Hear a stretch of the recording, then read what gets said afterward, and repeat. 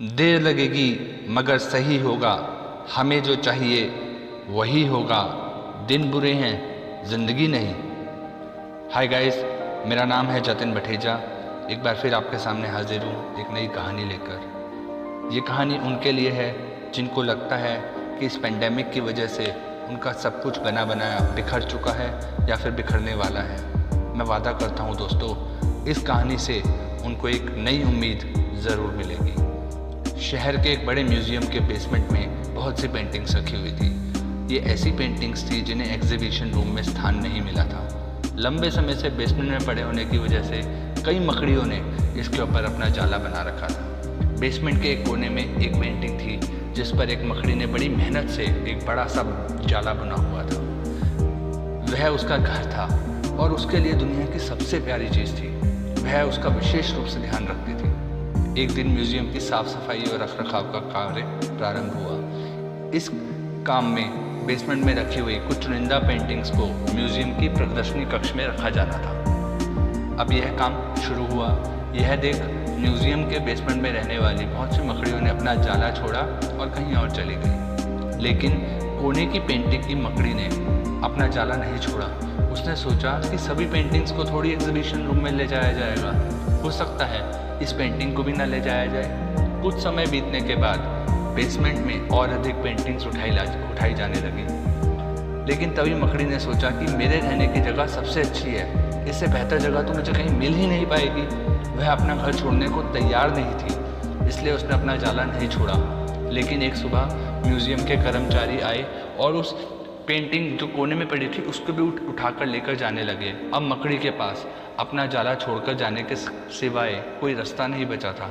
अगर वो जाला नहीं छोड़ती तो वह मकड़ी मारी जाती और अगर वो छोड़ देती तो इतनी मेहनत से बनाया हुआ उसका वो जो जाला था वो उससे छूट जाता। फिर उसने फाइनली वो जाला छोड़ दिया। म्यूज़ियम से बाहर निकलने के बाद वो कई दिनों तक इधर उधर भटकती रही। कई परेशानियों का सामना करना पड़ा। वह बहुत दुखी रहती थी। उसका खूबसूरत घर भगवान ने उससे छीन लिया था और इस मुसीबत में उसे ढकेल दिया था। वह म्यूज़ियम के अपने पुराने घर के बारे में सोचकर दुखी हो जाती थी और उसे ऐसा लगता था कि अब उसे ऐसा स्थान कभी प्राप्त नहीं होगा। और वो इसी चीज़ में लगी रहती थी, लेकिन उसे नया जगह तो ढूंढना ही था और वह अब उसके लिए लगातार कोशिश करती रहती थी। लेकिन आखिर में एक दिन उसे एक सुंदर बगीचा नज़र आया। वो उस बगीचे में पहुंची।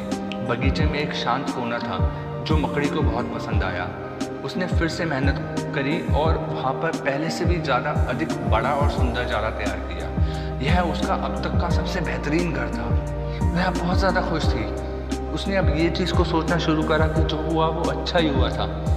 अगर वो उस घर को नहीं छोड़ती, उस जाले को नहीं छोड़ती, तो वो इतने अच्छे घर में कभी ना पहुँच पाती और वो वहाँ पर बहुत ज़्यादा खुश रहने लगी थी। तो दोस्तों, इस कहानी से आपने क्या सीखा? कभी कभी हमें जीवन में ऐसा लगता है कि हमारा बना बनाया सब कुछ बिखर चुका है। हमारा व्यवसाय, हमारी नौकरी, हमारा घर, परिवार, रिश्ते, कुछ भी हो सकता है दोस्तों। ऐसे सिचुएशन में अपनी किस्मत को कोसने लगते हैं, भगवान को शिकायतें करने लग जाते हैं। लेकिन रियलिटी में कठिन परिस्थितियाँ हमारे हौसले की परीक्षा होती है। यदि हम अपना हौसला मजबूत रखते हैं और कठिनाइयों से जूझते हुए जीवन में आगे बढ़ते जाते हैं तो परिस्थितियाँ भी बदलने लगती हैं। और इसमें ज़्यादा समय नहीं लगता, क्योंकि जब एक बार परिस्थितियाँ बदलनी शुरू होती हैं तो वो एकदम अच्छी से अच्छी और बेहतर होती जाती हैं। लेकिन इन सब में हमारा हौसला, हमारा जुझारूपन, हमारी मेहनत, ये बहुत इम्पॉर्टेंट है। यकीन मानिए, हौसला है तो बार बार बिखरने के बाद भी आप आसमान की ऊंचाइयों को छू सकते हैं। हौसला रखिए आप लोग। ज़िंदगी आपको दूसरा मौका ज़रूर देगी, बस आपको वो मौका छोड़ना नहीं है। उम्मीद करता हूँ दोस्तों आपको ये कहानी अच्छी लगी होगी। अगर ऐसा है तो नीचे कमेंट करके ज़रूर बताएं।